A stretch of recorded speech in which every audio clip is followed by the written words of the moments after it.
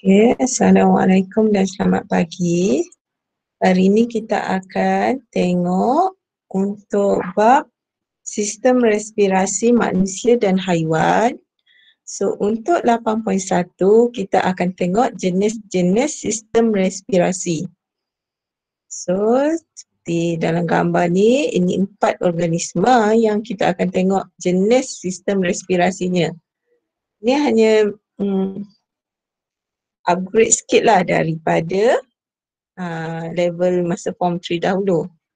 Okey, kriteria kejayaan, murid-murid berjaya sekiranya dapat mengenal pasti struktur respirasi dalam serangga, ikan, amfibia dan manusia, memerihalkan penyesuaian struktur respirasi dan fungsinya dalam pertukaran gas bagi haiwan dan manusia, membanding dan membeza antara struktur haiwan dan manusia. Okey. Apa itu struktur respirasi? Dia adalah permukaan respirasi yang mana berlakunya proses pertukaran gas antara persekitaran luar dan sel organisma. Okey, struktur respirasi, organ ataupun struktur yang manakah berlakunya pertukaran gas. Pertukaran gas antara dalam sel dan juga pertukaran gas dengan persekitaran luar. Okey, sedia maklum masa kita belajar masa form 1, organisma unisel dia tidak memerlukan sistem respirasi kerana saiznya sangat kecil. Saiz sangat kecil tu bermaksud dia mempunyai nisbah luas permukaan kepada isi padunya sangat besar. Apa maksud nisbah jumlah luas permukaan?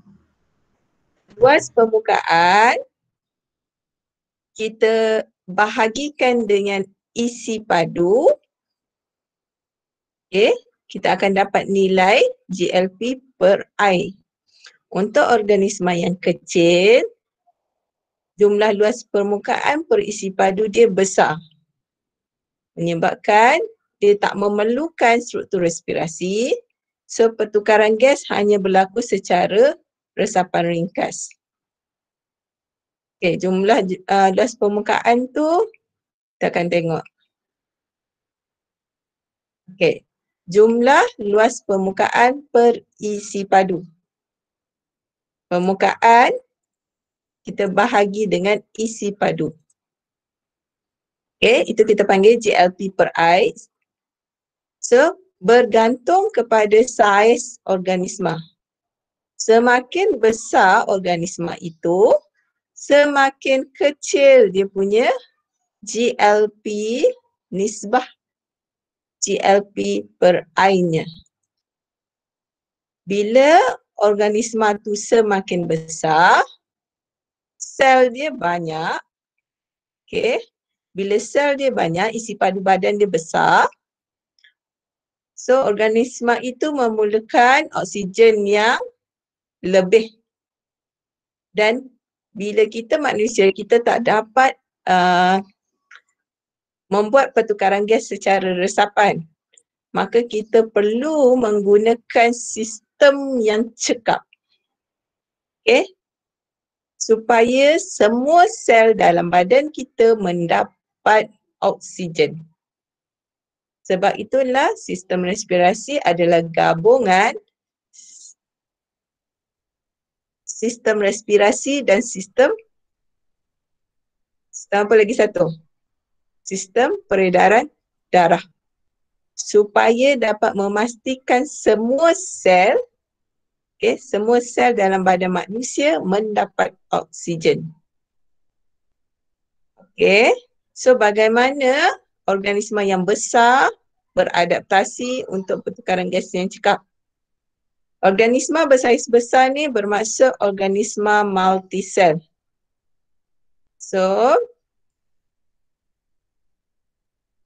dia punya struktur respirasi, okay, mesti mempunyai 4 ciri ini. Okay, nanti kita akan tengok satu persatu. Bagaimana strukturnya mempunyai GLP per I yang besar, strukturnya nipis setebal sel, sentiasa lembab, okay, dilengkapkan dengan jaringan kapilari darah untuk membenarkan pengangkutan. Kalau tengok pada sini, poin ni dia ada 2 poin di sini.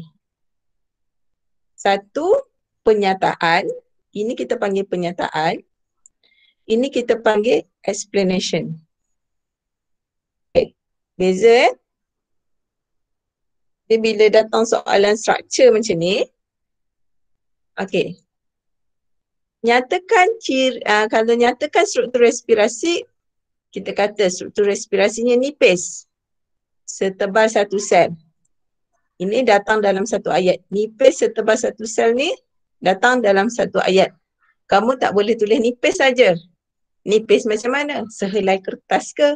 Sehelai daun ke? Sebab nipis dalam konteks sel adalah setebal satu sel. Okey, nipis itu memudahkan resapan gas.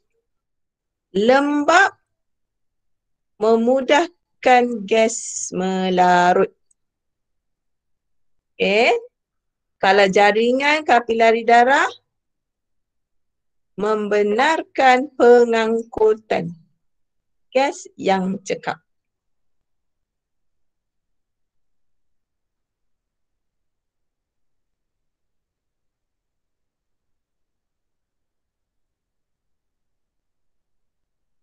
Okey. So kita tengok pada serangga. Okey. Serangga dia punya struktur respirasi kita panggil sistem trakea. Okay, kita nak tengok penyesuaian dia. Penyesuaian bermaksud dia punya ubah suai untuk memastikan dia punya pertukaran gas tu berlaku dengan cekap. Bagaimana dia ubah suai? Okey, yang pertama ialah sesetengah serangga dia mempunyai kantung udara pada sistem dia supaya kantung ini boleh mengandungi udara untuk simpanan. Bila dia buat aktiviti cergas, so dia punya bekalan gas tu dah ada dalam badannya. Okey, sistem trakea ni dia bermula dekat sini, spiracle. Spiracle merupakan liang kecil di bawah badan serangga. Liang ini merupakan satu sistem tiub, okay, yang menghubungkan sel serangga dengan persekitaran luar. Okay, apabila gas masuk melalui spiracle, okay, dia akan berjumpa dengan trakea. Hujungnya tracheon. Bilangan tracheol yang banyak menyediakan jumlah luas permukaan yang besar. Okay, jumlah luas permukaan yang besar sebab bilangannya banyak untuk pertukaran gas. Hujung ataupun dinding tracheol yang berada di hujung yang bertembung dengan sel badan nipis setebal satu sel dan juga lembab. Nipis supaya gas dapat meresap dengan cepat. Lembab supaya gas dapat melarut.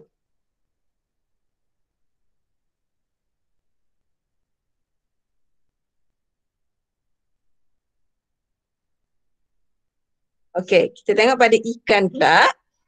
Ikan adalah insang dan penyesuaiannya, okey, insang terdapat di dalam kepala ikan belakang operculum.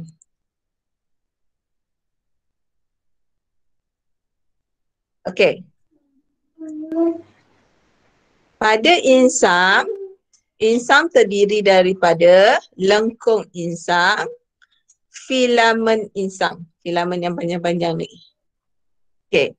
Filamen ini dia ada pula struktur lamela. Ni kalau kita besarkan ni lamela. Okey, bilangan filamen dan bilangan lamela yang banyak memberi jumlah luas permukaan yang besar. Lamela pula, dalam lamela mempunyai jaringan kapilari darah. Membran dia sangat nipis, setebal satu sel, mempunyai kapilari darah yang banyak supaya pertukaran gas daripada aliran air, yang biru ni kamu nampak adalah aliran air. Dalam air tu terdapatnya oksigen dan karbon dioksida terlarut. Maka filamen yang nipis dan pipih mempunyai lamela yang banyak. Dalam lamela kita ada jaringan kapilari darah yang banyak supaya cepat pertukaran gas berlaku. Okay. Cikgu, jadi lamela tu memang lembab ke atau tidak lembab, cikgu? Ikan memanglah sentiasa lembab, ikan duduk dalam air. Okay. Kan? So konsep lembab kat sini dia tak ceritalah sangat sebab ikan memang sentiasa ada dalam air. Okey, kita masuk pada katak. Katak dia ada dua, iaitu peparu dengan kulit lembab. Kulit hanya berlaku, bukan kulit hanya berlaku, salah. Pertukaran gas menggunakan kulit bila katak dalam keadaan rehat. Okey, bila katak dalam keadaan rehat, dia duduk saja-saja tu, okey, pertukaran gas berlaku dengan kulit. Okey, still nipis. Kalau kamu tengok dia semua dia punya ciri tu sama. Okey, kulit lembab. Jaringan kapilarian darah yang banyak di bawah kulit untuk pengangkutan gas respirasi.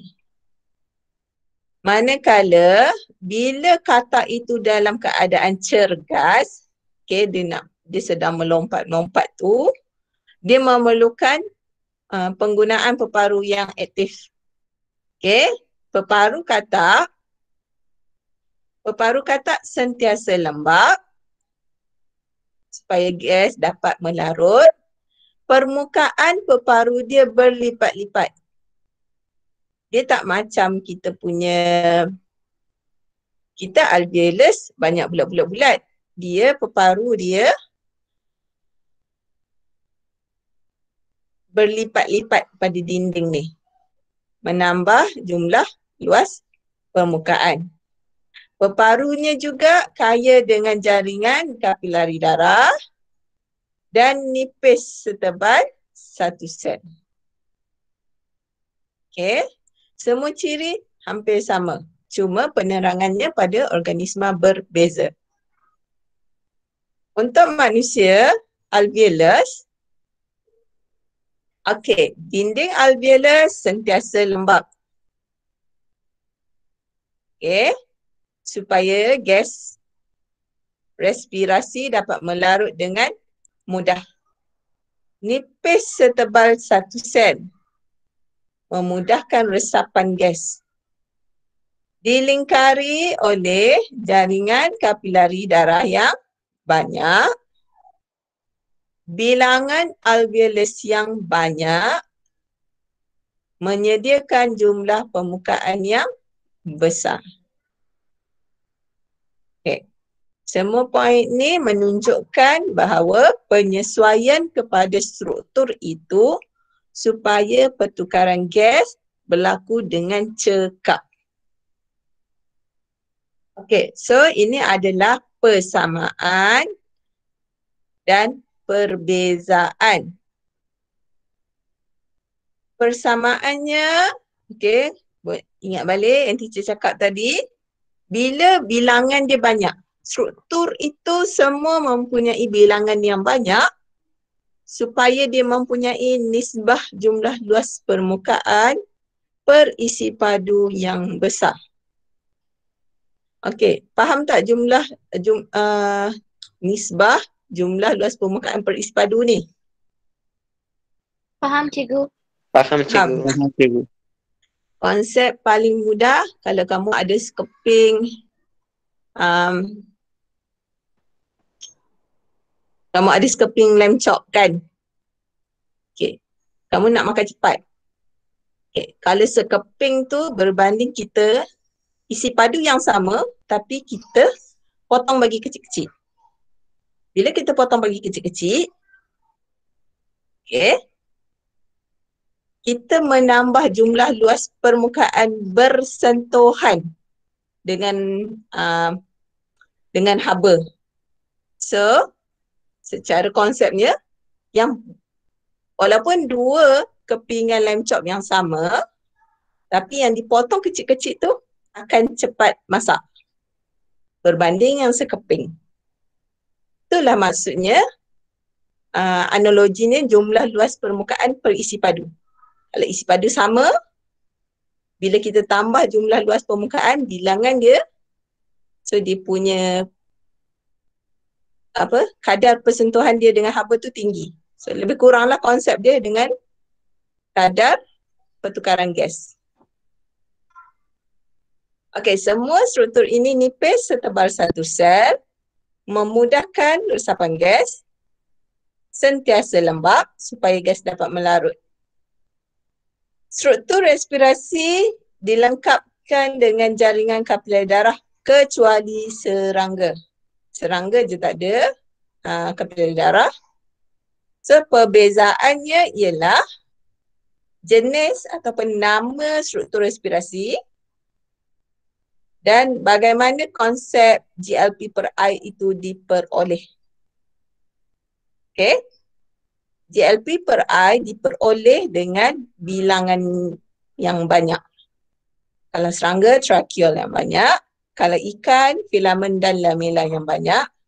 Katak, permukaan berlipat. Permukaan dalam peparu yang berlipat-lipat. Manusia, bilangan alveolus yang banyak. Okay, so far? Okay. Okey, teacher. Senang je Okey, kan ni? cikgu. Faham, cikgu. Sebab dia ulangan je. Okay.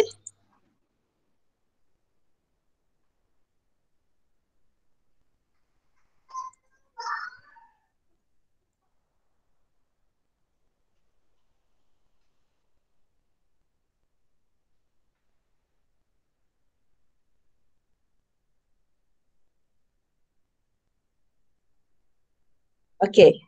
Sekarang kita nak masuk 8.2 mekanisme pernafasan. Okey, mekanisme pernafasan dia bermaksud bagaimana proses pernafasan itu ataupun pertukaran gas itu berlaku.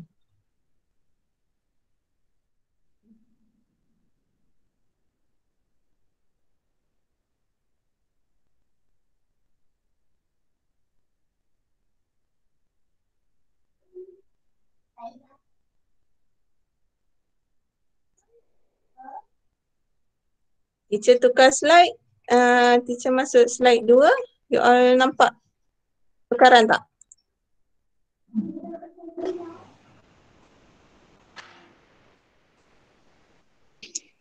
Tidak, teacher. Tidak teacher rasa dia macam sikit.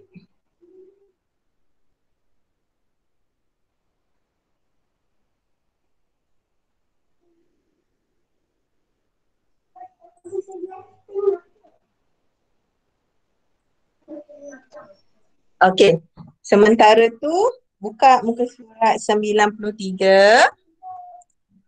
Okey, kita buat sama-sama dulu. Untuk nombor 1, serangga, apa nama dia punya struktur respirasi? Sistem trachea. Struktur respirasinya adalah sistem trachea pun boleh, tracheal pun boleh.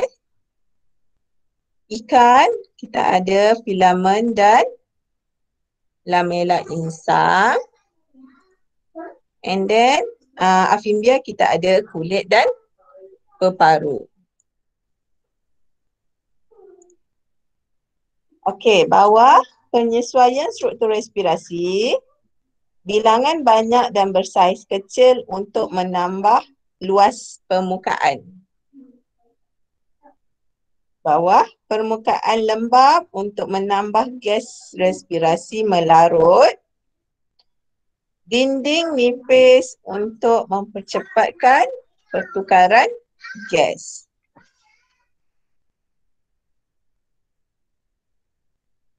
Okey. Soal nampak slide teacher?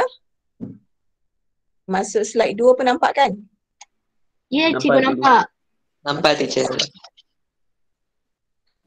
Okey, sekarang kita masuk 8.2, mekanisme pernafasan. Okey, mekanisme pernafasan, kita nak tengok bagaimana proses itu berlaku. Okey, proses pernafasan itu berlaku. Okey, untuk serangga sistem trakeal dia bermula di spirakel. Okey, udara masuk dan keluar melalui spirakel. Tetapi dibantu oleh pengecutan dan pengenduran otot abdomen. Okey, konsep dia semasa tarik nafas, otot abdomen mengendur. Okey, kamu bayangkan macam belon, bila dinding otot itu mengendur, so tekanan dalam trakea tu akan menjadi rendah. Okey, konsep mengendur maksudnya dia punya permukaan, boleh bayang tak getah tu mengendur macam mana? Getah mengendur, kalau balon tu dia punya permukaan, dia punya isi padu tu akan menjadi besar. Bila isi padu tinggi, tekanan dia akan menjadi rendah. Tekanan udara dalam tu rendah, memaksa udara daripada persekitaran masuk ke dalam trakea melalui spirakel. Teacher selalu pesan konsep tekanan dengan konsep isi padu. Okey. Konsep tekanan dan konsep isi padu tu, kamu bayangkan bila kamu masuk tandas tu, kamu main paip air tu, paip getah tu, bila kau tekan paip air, kau mengurangkan isi padu diameter paip. Bila kita tekan, kita mengurangkan diameter tu, air akan menjadi laju sebab tekanan tinggi. Kalau kita lepaskan, padu dia besar, okay, air menjadi perlahan sebab tekanan dalam tu rendah. Okey. Semasa hembus nafas, otot abdomen mengecut. Bila mengecut, maksudnya tekanan dalam tu akan menjadi tinggi dan memaksa udara keluar melalui spirakel.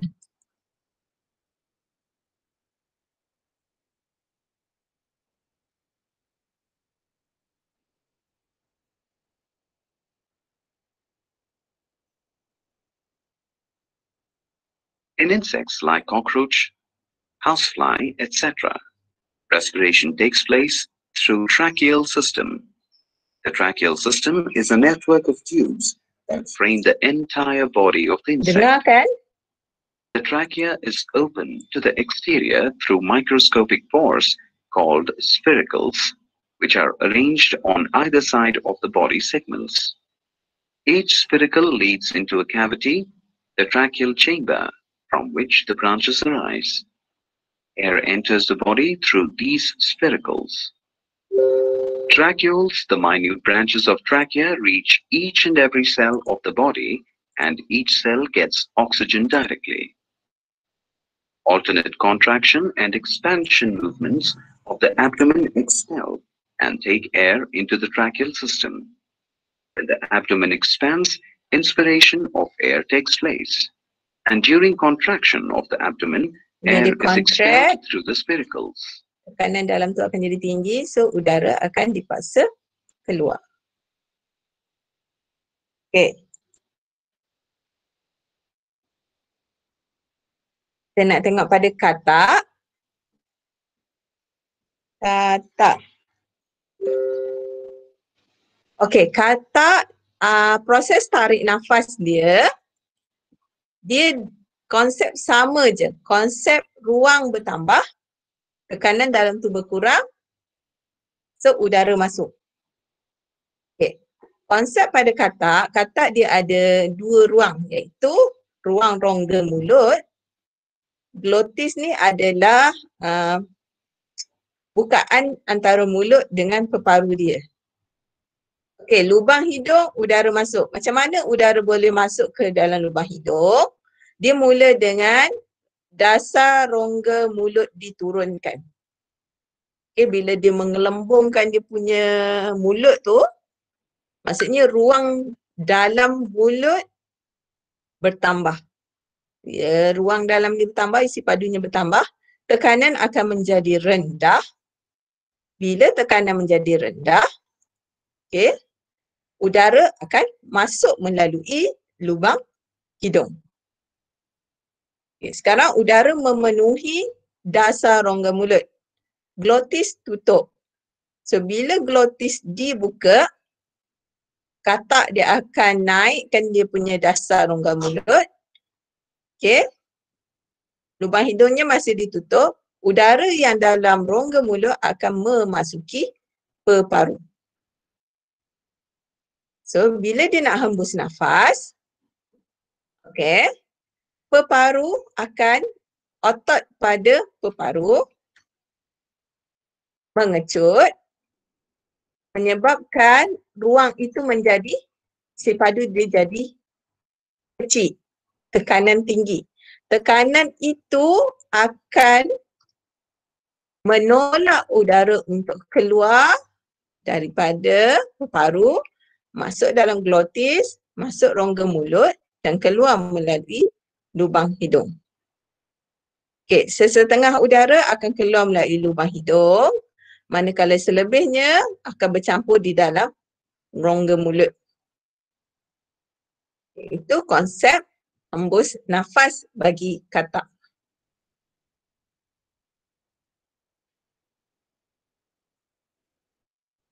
Respiratory organs in amphibians. Have you observed a frog or a toad sitting quietly? You would have noticed that though its mouth is closed, The flow of its mouth keeps going. up and down. This is because it is breathing through its mouth. Unlike humans, amphibians can breathe through lungs, through their skin, and also by using gills. Unlike birds and mammals, amphibians are cold-blooded, so they don't use up any energy for keeping their bodies at a constant temperature. This means their cells aren't working as hard as warm-blooded animals like us, and they don't need as much oxygen. In this module, let's learn about pulmonary respiration in amphibians. Nak jam sikit. Next, the lungs. Our lungs, and air is forced into the nostrils are closed and the passage between the mouth cavity and lungs is opened. The floor of the buccal cavity is raised and air is forced into the lungs. Exchange of gases takes. Ada konsep kat sini. Next, the nostrils are Bila dia tutup lubang hidung, katak dinaikkan dia punya rongga mulut, nostril buka, nostril dah glotis buka, menyebabkan udara di dalam rongga mulut masuk ke dalam peparu. closed and the passage between the mouth cavity and lungs is opened. The floor of the buccal cavity is raised and air is forced into the lungs. Exchange of Gases take Okey, pertukaran gas dia terus berlaku di antara jaringan kapilari darah yang ada di kelilingi peparu. Okey, katak ni seperti dia cakap tadi, katak adalah haiwan yang berdarah sejuk. So, badan dia pun lebih kecil. Bila dia berdarah sejuk dan badan dia lebih kecil, dia tidak memerlukan tenaga yang banyak untuk memanaskan badannya. Berbanding dengan haiwan seperti haiwan yang berdarah panas seperti mammal dengan manusia. Sebab kita berdarah panas. So kita punya suhu badan kena maintain 37. Suhu dalam badan kita. So bila suhu dalam badan kita kena maintain 37, apa sentiasa dibekalkan? Apa dibekalkan melalui konsep tenaga, respirasi. Okey, termasuk untuk ikan, mekanisme pernafasan ikan, tak ada mulut, rongga mulut, operculum. Operculum tu yang kita buka tu, dalam tu nampak insang. So aliran air yang membawa gas terlarut masuk daripada mulut, keluar melalui operculum. So tindakan pernafasan ikan dibantu oleh mulut dan operculum. So bila ikan tu berenang, dia sentiasa membuka dan menutup operculumnya. Okay, sentiasa dia buka dengan tutup operculum. Dan tengok, apa ni, belet tengok ikan. Supaya air tu sentiasa masuk melalui mulut dan keluar melalui operculum. So di insang ni lah berlakunya pertukaran gas kan. So kita tengok pada ikan. Ikan bila dia buka mulut dia, dalam masa yang sama operculum ni tutup. So air memasuki mulut ke dalam rongga mulut. Rongga mulut diturunkan. Dasar diturunkan supaya isi padu ruang dalam tu bertambah. Bila bertambah, tekanan menjadi rendah, air memasuki mulut. So bila air memasuki mulut, di insang tu lah berlakunya pertukaran gas. Okay. So bila mulut ditutup, nampak kat sini operculum dibuka. Bila operculum dibuka, berlaku aliran air daripada dalam rongga mulut. Rongga mulut dinaikkan. So ruang itu menjadi sempit, tekanan bertambah, tekanan menolak air keluar melalui operculum. So bila air mengalir melalui insang, berlaku pertukaran gas.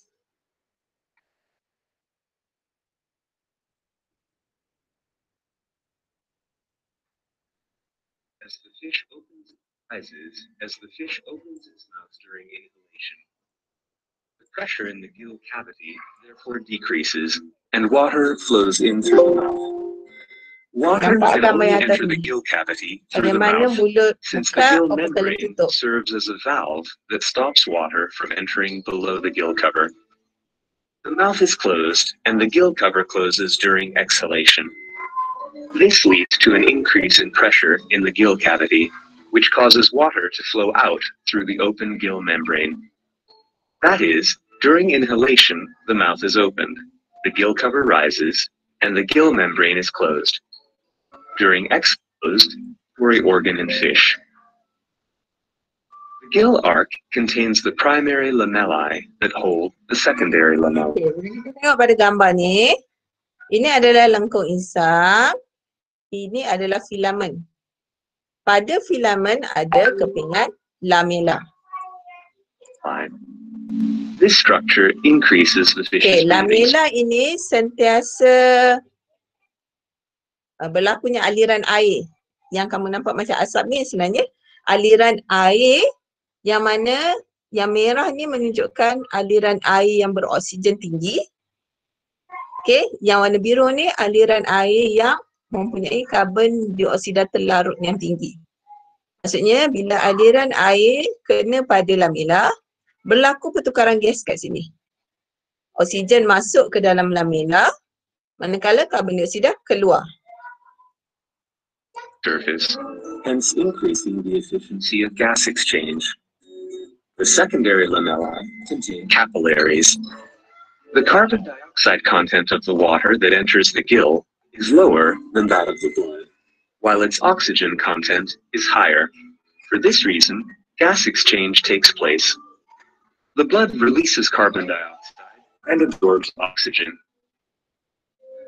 The principle of countercurrent exchange plays an essential role in gas exchange. Ini adalah aliran darah Blood and dalam water move in lamela. opposite directions. Therefore, the partially oxygen-rich blood meets water with the highest oxygen content, from which it absorbs additional oxygen. On the other hand, blood that has already released a percentage of its carbon dioxide meets water with the lowest carbon dioxide content, to which it transfers additional carbon dioxide. Okay. Termasuk pada manusia. Manusia ni dah cekap dah kot. Okey, manusia kita ada tulang rusuk. Antara tulang rusuk kita ada otot interkosta. Otot interkosta adalah otot antara tulang rusuk. Nanti makan ayam, makan dekat rusuk ayam tu, isi yang kodok kikih antara tulang ayam tu adalah otot interkosta. Okey, otot interkosta dan kita ada diafragma di bawah.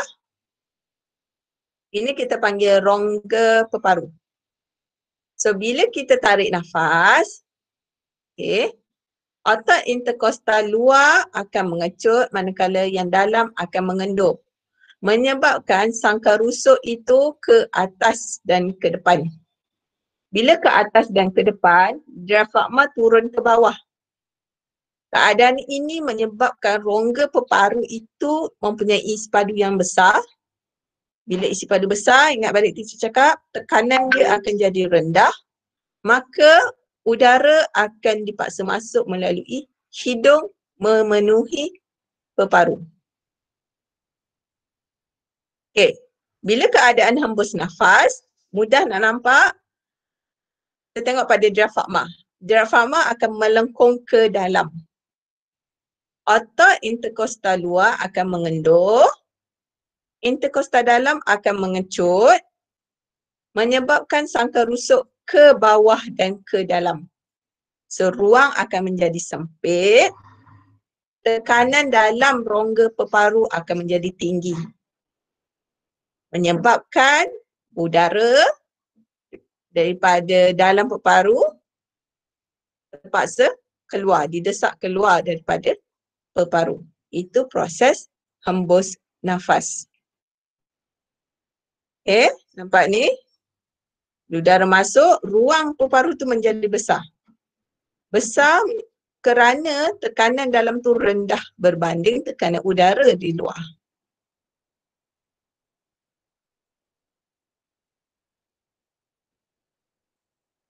Okey. So, persamaan dan perbezaan antara organisma-organisma ini. Okey, manusia dan haiwan mempunyai struktur khas berotot yang boleh mengembang ni. Teacher nak kamu potong sikit, tak boleh guna perkataan mengembang. Kena mengendur dan mengecut rongga pernafasan. Proses dia melibatkan perubahan isi padu dan tekanan. Okey, saya ulang balik. Nanti bila waktu mandi ke, waktu masuk tandas ke, main paip air tu, ingat apa yang teacher ajar. Bila kamu tekan paip getah tu, isi padu air dalam tu jadi, isi padu ruang jadi rendah, tekanan tinggi. Air tu laju. Bila kamu lepaskan, okay, isi padu dia besar, tekanan jadi rendah, air tu mengalir perlahan. Okay, bila dalam buat penulisan untuk persamaan, ini untuk penulisan esei, kamu mulakan dengan kedua-dua. Sebab selalunya disuruh banding dua organisma lah. Kedua-dua mempunyai apa? Kedua-dua melibatkan perubahan isi padu dan tekanan. Okey? Untuk perbezaan, kita ada perbezaan dari sudut ciri pernafasan, struktur yang membantu pernafasan dan mekanisme pernafasan. Ini perbezaannya. Tapi bila dalam esei ataupun dalam struktur, kamu tak boleh tulis dalam kotak macam ni. So kamu kena, kalau dalam struktur, kamu kena tukar ke dalam bentuk ayat. Contoh, perbezaan pertama. Serangga mempunyai liang pernafasan iaitu spiral, manakala ikan mempunyai liang pernafasan iaitu mulut dan operculum. Ini liang pernafasan. Yang kita belajar sebelum tu tadi, struktur respirasi. Liang pernafasan bermaksud kat mana berlakunya tu hubungan organisma tu dengan sekitaran luar. Kalau ikan, mulut lah. Sebab pertukaran berlaku di mulut. Pernafasan. Okay, manusia, lubang hidung. Kalau tak, lubang hidung.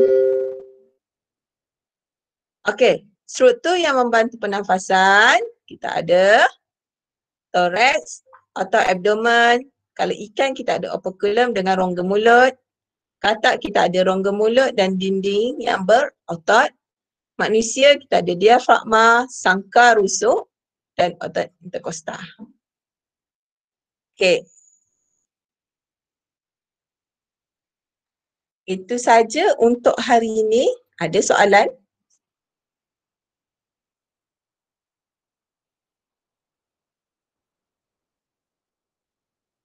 Ada cikgu. Cikgu, Ada. Ya. yang otot abdomen tu dia terletak dekat mana cikgu? Otot abdomen untuk siapa tu? Untuk serangga. Otot abdomen serangga adalah bermaksud semua otot dalam badan dia. Sebab serangga tu kecil je. Okey cikgu. Kalau macam ikan, sebab proses tu berlaku di kawasan mulut. Kawasan mulut sajalah yang membantu pernafasan. Kita manusia berlaku dekat kawasan paru ni. So hanya melibatkan otot interkostal iaitu otot yang di antara tulang rusuk dengan otot diafragma.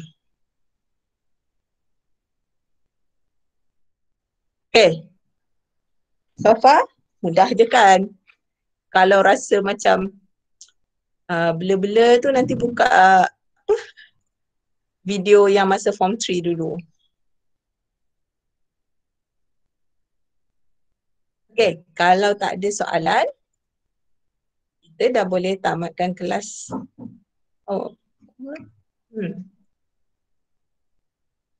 Kita dah boleh tamatkan kelas ni?